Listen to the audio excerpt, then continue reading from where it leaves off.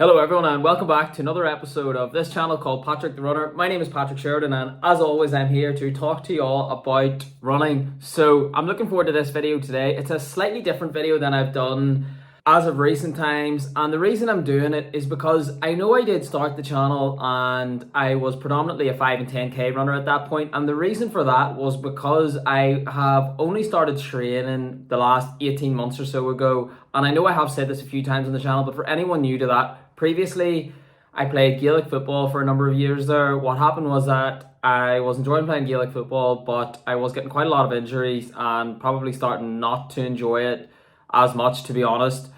And that led to me wanting to take up running again after having ran as an underage athlete and competed on an international level in my youth. So what I started off with doing was just doing 5 and 10Ks and doing slightly longer events such as the 5 and 10K, due to the fact that I didn't really want to be doing much sprinting because I didn't want to put my body under stress where I was going to get injuries such as hamstring injuries and groin injuries and just other muscular injuries, because that was what was holding me back playing football. And it was basically the top end speed stuff that was giving me a lot of problems. So when I first started this channel, my focus was mainly on the 5 and the 10k and getting those times down. But I also in the summer did start doing some middle distance running, and over the last while I have found, I did probably know this before, but I think I was scared to do the speed work, that my best distance is probably the 8 and 1500 meters. So that's why the channel has been focusing on my development, because of course the channel is predominantly about my journey, and I wanted to showcase what my progress was like and how I was doing in these events and how I was going about preparing for these events. So that's why the focus has been on the middle distance events recently. But as you all hopefully will know, the channel is about two main things. So firstly, it's documenting my journey, but secondly, I do want to help people as much as I can, and I have tried to do that with the 8 and 1500 meter training sessions that I've been showing and the races that I've been showing, and I hope people have enjoyed that. But I also do want to help people with the longer distances as well, because those are distances that I've run relatively well in. I'm hoping to run a 14-minute 5k at some stage pretty soon. I'm not sure if I'm going to do that before the summer or not, because I am going to be focusing on the 800 meters. But if I think it's going to make sense for me in training over the next few weeks and months, I will do that. But I thought it would be a good idea to give people an understanding of how I had actually achieved so much progress in the first 6 months of training. And this video was titled How I Went from a 37-minute 10k to a 31-minute 10k in 6 months, and that is actually what happened. I know a lot of people make videos and sometimes it would frustrate me when I was reading them. They wouldn't really give the information as to how they actually made that progress, but that's what I am going to do. So when I first started running in September 2022, I think I trained for about 5 or 6 weeks. Then I did a 10k. I won it in 37 minutes. I actually did take a wrong turn in that race and probably lost about 2 minutes, so I suppose you could say I was maybe capable of running at that stage a 35-minute 10k. But certainly when I first started, before those 6 weeks, I would not have been able to break 37 minutes for a 10k. I know that for a fact because of what I was doing in sessions, and I just know that that's where I was at. But 6 months later, actually less than 6 months later, I managed to run a 10k in 31:38. So now I'm going to talk about how I made that progress and how I think you can all go about not necessarily making that amount of progress or on that level. Some of you can, maybe some of you can do better, so fair enough. But you can at least make, I think, pretty big jumps in your fitness if you do some basic things, but also some things that I think people don't do enough of. So that's what I'm going to do this video about. I'm going to show people how they can make progress and make progress relatively quickly, because I don't think things should take that long if you're putting in the work. So that's what the video is going to be about, and I'm going to have 5 main ways that I improve my training and my fitness. So hopefully you'll enjoy the video. Again, just before getting into things, please don't forget to like, comment, share and subscribe. And as always, hope you enjoy the video.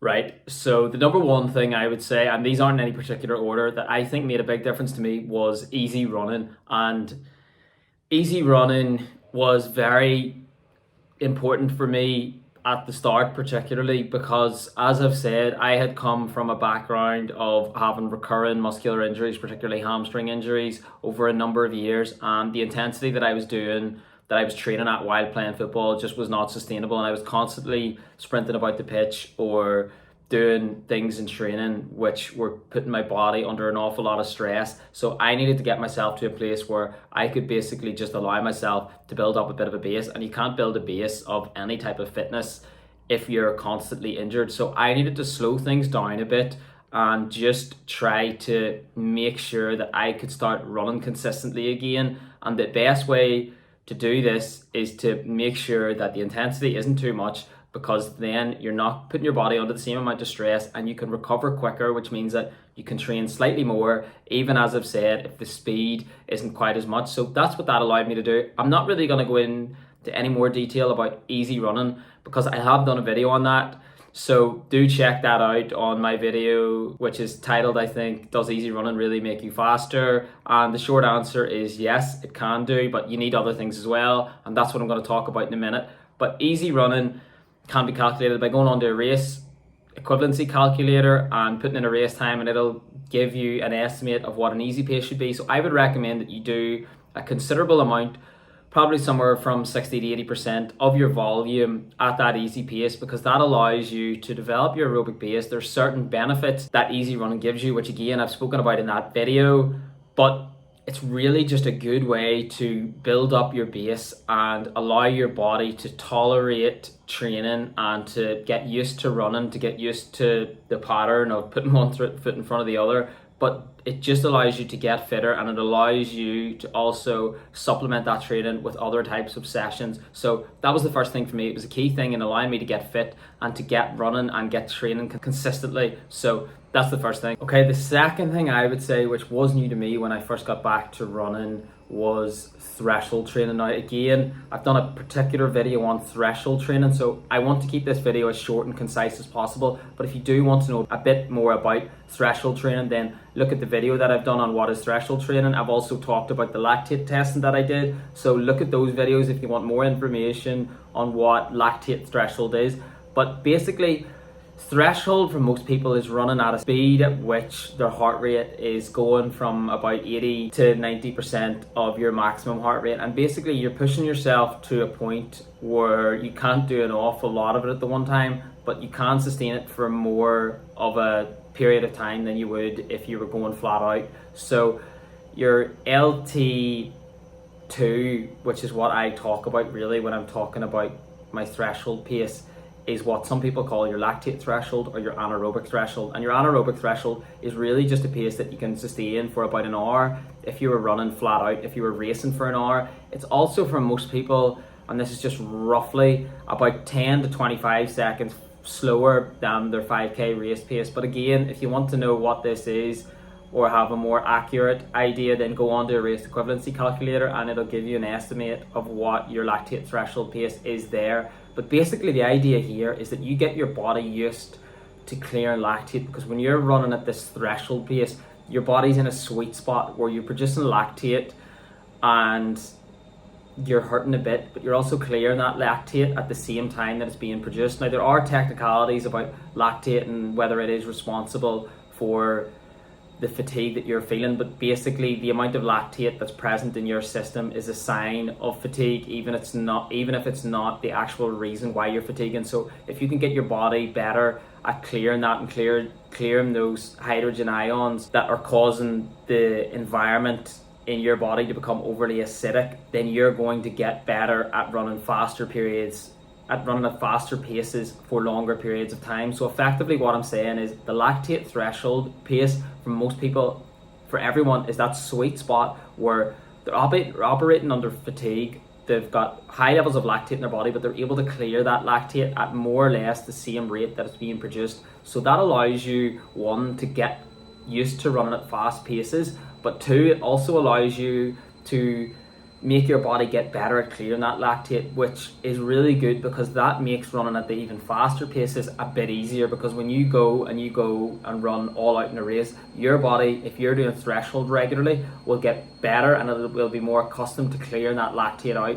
So this is something you should start gradually into your training. I was maybe doing it about once a week when I first started, and then moved it up to maybe twice a week or 3 times a week now. But I would recommend you look into that and do that. So yeah, that was the second thing for me. Threshold training was a pretty important factor for my development. Okay, so the third thing I'm going to talk about here are VO2 max intervals, and I'm also going to tie in here race specific sessions and race specific work, because I think that has a similar purpose even if the type of the workout can vary a wee bit. So when I'm talking about VO2 max intervals, I'm talking about intervals or repetitions, as some may call them, where you're basically stressing your aerobic capacity to its maximum. And VO2 max intervals are accepted to be within the range of 3 to 5 minutes long. And usually the recovery period will be at least half of the interval time, but quite often it's 1-to-1 or even more than that, depending on how intense the intervals are and the speed you're running and how much you're pushing yourself. So for example, a VO2 workout for me over that period of improvement was 5 by K. I was doing the Ks maybe when I was starting off in about 3 minutes and 10 seconds. So these were just all out kilometer intervals, and I was giving myself maybe about 2.5 to 3 minutes of break. So the recovery was nearly 1-to-1.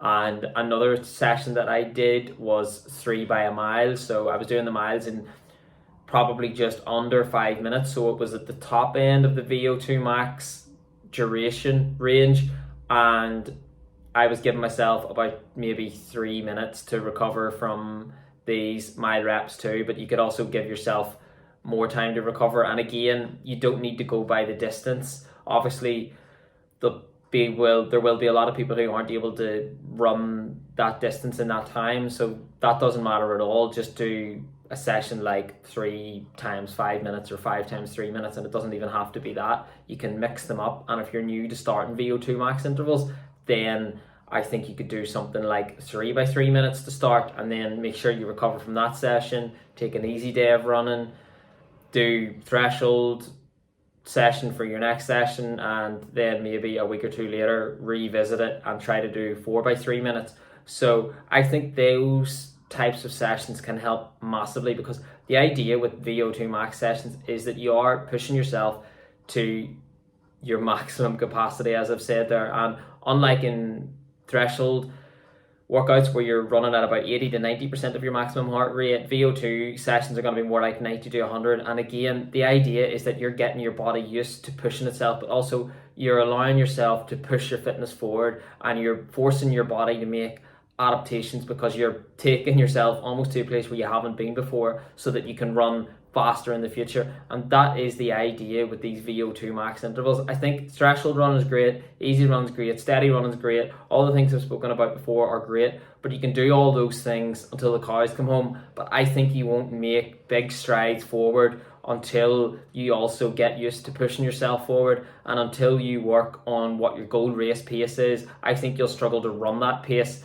at a race if you're pushing yourself to your limits. So what I'm saying is, I'm hoping to run a 15-minute 5K at some point, or a sub 15-minute 5K, so to run into the 14-minute category. To do that, I'm going to need to be at a point where I am used to running sub 3-minute Ks consecutively, because if I'm not, then I'm not going to be able to do it on the day of the race. So that's just what I would stress for people there. I think if your body is in a position where you're able to withstand that type of training every so often, then you owe it to yourself to be doing it about once every 7 to 10 days, I think, really. And yeah, that's just what I would say there. With the race specific sessions, I'll make the slight distinction in that, to me, race specific sessions are obviously by definition slightly more tailored to one specific race. So for example, a race specific session for me was 6 by a mile, and I was doing those miles in about maybe 5 minutes 10 seconds, so slightly over, I suppose, a VO2 max interval duration. But that was to get me used to running at my 10k goal race pace. Or you could do something like 10 by 1k, which is what I did. I think I did 12 by 1k for a session with 75 seconds recovery at 10k race pace. And the idea there is that you're getting yourself familiar with that race pace, and you're trying to train yourself to be able to tolerate that pace for a sustained length of time. So those are the key takeaways there. I just think VO2 max intervals are something that, as I've said, can really help you to push your fitness forward. And I think at the end of the day, that's what we all want to do. So that would be my advice there. Okay, so the fourth thing I'm going to talk about is volume. And increasing my volume led to me becoming a better runner over the course of that 6 months. And that probably sounds like a really obvious thing to say, and it is, but sometimes people don't always do, including myself, what's obvious or what's clearly the best thing to do. And of course, there's also some caveats to this. For example, you won't necessarily become a better runner if you increase your mileage and you'd previously been doing a good bit of intensity and you change that to all easy run and add your mileage. That might not necessarily make you a better runner. You need to make sure that the intensities are there and that there's a right blend of ingredients, which I've just talked about there in my first 3 points. So you need to be factoring all those things into account. Likewise, you also need to make sure, and this is very important, that you don't get injured by adding too much volume and too much intensity at the same time. So what I did over the course of that 5 months was move up my weekly mileage from when I just started, which was at 15 to 20 miles per week in about October 2022, to then in April 2023 when I ran my 10K in 31 minutes, to running about 55 miles a week then, maybe 50. But that's roughly what my mileage was. I did that by doing something like increasing 5 miles a week every couple of weeks, or just going really with what felt right for me at that time, whilst trying to make sure that I was staying fit and healthy. And for me, that was the key. Obviously, I incorporated the different aspects there that I've just spoken about, but still the main reason why I got better at running was because I was doing more running. And that does sound really simple, but that was something that I wasn't able to do before because I was playing a different sport, but also because I kept getting injured in that sport and I wasn't training as much as I should have been. And if there's a reduction in the amount of time that you're training, then you can't be surprised when your fitness goes down. So basically, I got myself to a level where I was able to increase that intensity gradually and increase the volume gradually, and that is what was able to give me such a massive personal best. Okay, so the fifth and final thing that I think helped make me a better runner, and this is something that people probably weren't expecting, but was, and it's a pretty straightforward thing again, keeping a training diary. So I have kept a training diary since September 2022, September the 18th, 2022, which was when I first decided that I was going to start running again. And since then, I have recorded every single session and every bit of running that I have done in that diary. And one, that's good for accountability purposes for people, because sometimes people won't understand how much training they're missing if they're not keeping a diary, and they might kid themselves into thinking that they're doing more than they are. But if you're constantly looking at your weekly volume, and at the bottom of the page, again, this is all pretty old school, I just keep a diary in a notebook and I write down every session. I write down what the warm-up was, what the cool down was, I write down what times I did in the intervals, what the recovery period was. That's basically all. And then at the end of the week, I write the total amount of mileage, and if I have PBs, I'll list them in the diary if I got a PB that week. And I'll keep, what I also do is keep a record of what my heart rate was. So I'll say average heart rate, whatever, maximum heart rate, whatever, so that I can see if on my easy runs, my heart rate at the same pace is going down over time, because that's obviously what the goal is, to make sure that your fitness is progressing. So I think that's been very beneficial for me. The accountability thing for me probably isn't that relevant, to be honest, because I'm always someone who has just never missed training unless I have been injured, and I always make sure to get my training done. So it's not really for motivation purposes, it's just so that I can help inform my training for the future, really, and also track my progress. Because I think what can happen is that sometimes I'll be training for a few months and I'll think, I don't know if I've made as much progression as I should have made there, and then I'll look back and I'll think, right, what was I doing when I did make that progression, or what was I doing when I did run that time? What sessions did I do, or was I able to do, which possibly led to that outcome? And could I do these sessions now is probably a good question to ask yourself. And have these parts of my fitness got better? I think it's important to ask yourself those questions, because what I've realized over the last few weeks is that when I made that big jump from a 37-minute 10K to a 31-minute 10K, I was doing quite a lot of different types of training. I was doing quite a lot of VO2 max work at least once a week. I was also doing tempo runs. I was doing long runs and mixing the runs up a bit, not just keeping them slow every week. And I think all those things led to me making big progress and led to me running fast times. And without my diary, I probably would have forgotten the things exactly that I was doing. So I think it's important to keep a diary, but it's important to use that diary to inform future training and to assess your progress. So yeah, I'll finish on that.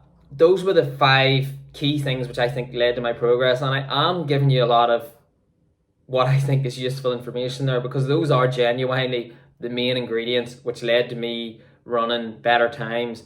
There's no secrets here. All my work activities are on Strava, and I'm telling you what training it is I'm doing. So hopefully you all enjoyed that. Please, if you've liked the video, give it a like. Please leave any questions you have in the comment section below, and please subscribe if you haven't already done so, and I will see you all soon. But in the meantime, take care and thank you very much.